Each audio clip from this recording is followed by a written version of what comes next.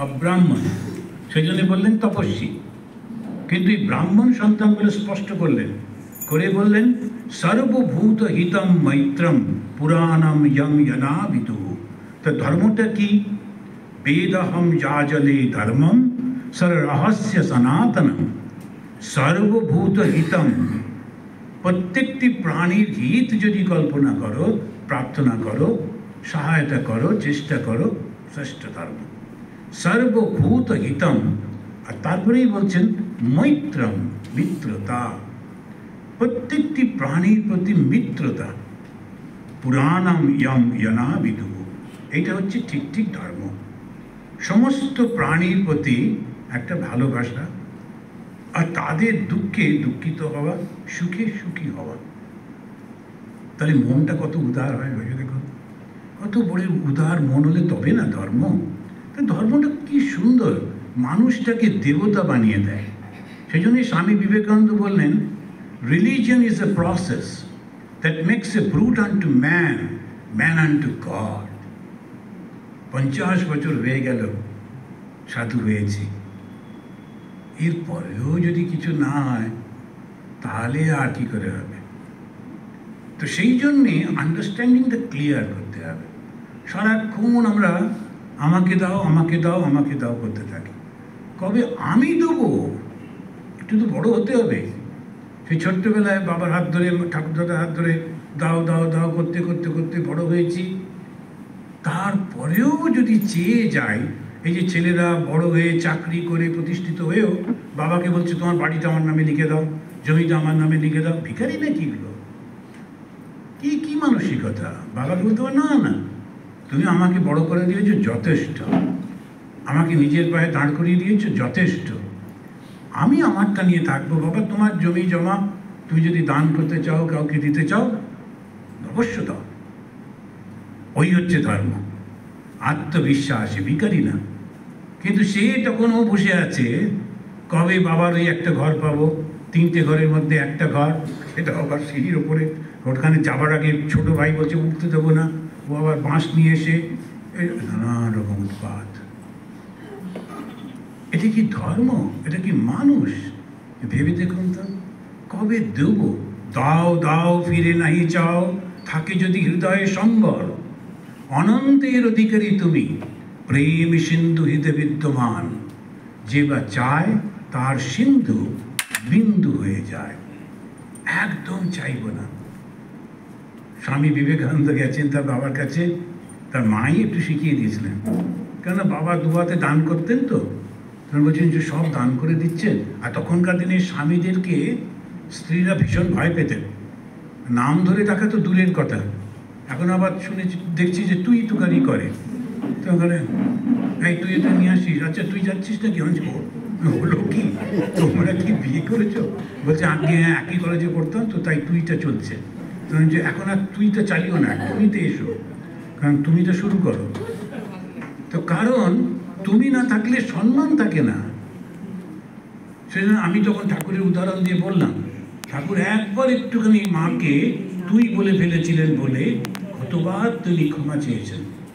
তো স্ত্রীকে তো সম্মান ধরে কি করে তুই তুই করছে, ফলে হচ্ছে কি ঠিক জমছে না, সংসারটা হচ্ছে না।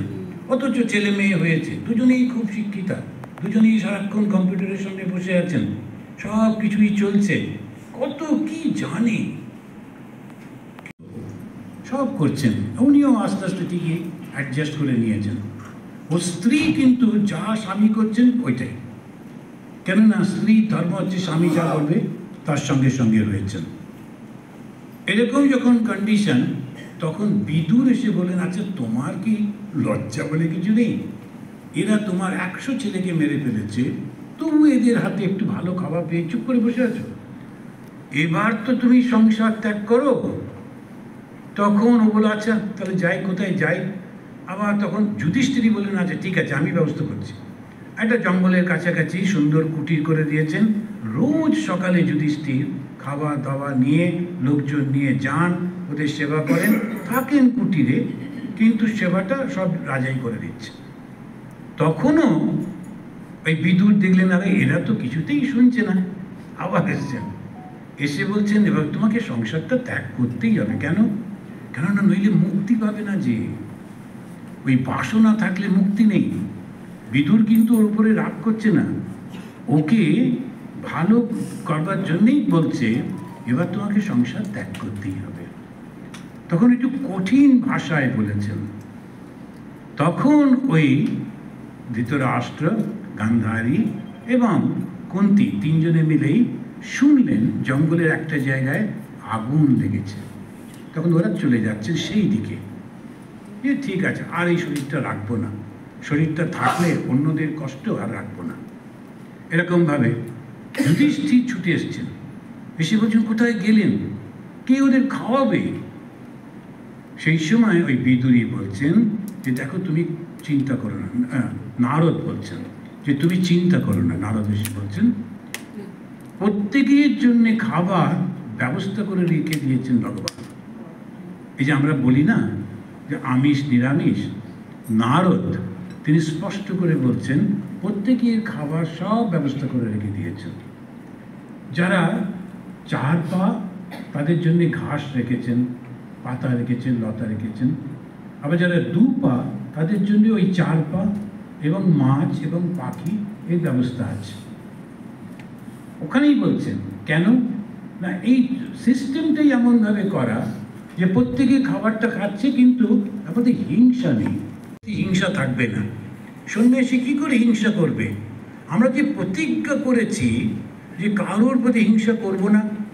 আপনারা যেমন বিয়ের সময় প্রতিজ্ঞা করেন, সংসারে বিয়েতে করে ওই যে আগুনটা নিয়ে ঘোরেন আর হচ্ছে প্রতিজ্ঞা করেন, 7টা প্রতিজ্ঞা জানেন তো। কিন্তু এত হই হই হয় বিয়ের সময়, যারা বিয়ে করছে ওরাও বুঝতে পারে না, আর পণ্ডিতটাও সেই চিৎকার করে যাচ্ছে, তার কথা কেউ শোনে না। এখন করে এই সমস্ত চলে গেলেন, কিন্তু আসলে ওই 7টা প্রতিজ্ঞা যদি বুঝতে পারতেন, মনে রাখতেন আর লিখে দরজায় টাঙিয়ে রাখতেন, তাহলে কিন্তু বিচ্ছেদটা হতো না। কেননা ওই 7টা প্রতিজ্ঞা পালন করতে হবে। ওটা সত্য বচন, একবার কথা দিয়েছি কথা রাখবো। আর সন্ন্যাসী আমরা ইষ্ট দেবতার সামনে, গুরুর সামনে গঙ্গা জল নিয়ে যখন আমরা আহুতি দিই, আমরা বলি from me no danger be to all that live. যে যেখানে আছে আমার থেকে কারোর কোনো ক্ষতি হবে না, কাউকে ক্ষতি করব না। এ হচ্ছে সন্ন্যাসী। আর আমি যদি বলি না ও আমার শত্রু, ওকে মারো, ওকে ধরো, কি করে আমি সেই পলিটিক্সের মধ্যে যাব? সন্ন্যাসী পলিটিক্সের মধ্যে যেতে পারে না ওই কারণে, কারণ সত্যভঙ্গ হয়ে যাবে। আমি প্রতিজ্ঞা করেছি আমার কারোর সঙ্গে শত্রুতা নেই, আমি কি করে শত্রু করব? বলবো এটা করো ওটা করো। রাজনীতি মানেই তো পাওয়ার, আর পাওয়ার মানে কাউকে তো টাকাতে হবে, সরাতে হবে। সন্ন্যাসী সেটা করবে না, গৃহীরা করুক, গৃহীদের ওটা অধিকার আছে। সন্ন্যাসীর প্রতিজ্ঞা নষ্ট হয়ে যাবে। সেজন্য প্রতিজ্ঞাটা রাখতে হবে। সত্য মানে কি? প্রতিজ্ঞাটা রাখতে হবে। শ্রীরামচন্দ্র আমাদের ওইটাই শেখালেন। একবারও বললেন না ধ্যান করো। পুরো রামায়ণে আপনি কখনো পাবেন না শ্রীরামচন্দ্র বলছেন ধ্যান করো কিংবা তুমি তীর্থযাত্রা করো, একবারও বলেছেন? পুরো রামায়ণে একবারও নেই। কিন্তু বলছেন কথা রাখতে হবে। সেটাকে খুব সুন্দর করে ওই বলা হয়েছে, ওই হিন্দিতেই বলে রঘুকুল রীতি কি সদা চলি আয়ে, প্রাণ যাও আর বচন না যায়। কত বড় কথাটা, প্রাণ যায় যাক। আবার রামচন্দ্রের অনেক আগে উপনিষদে আমাদের সেই ছেলেটি, কি নাম বলছি বলুন তো উপনিষদে? নচিকেতা। আসানসোলের ওনার খুব পড়াশোনা আছে, আবার সামনে বসেছে, ওই জন্যে আমি চান্স নিচ্ছি না, যদি ভুল হয়।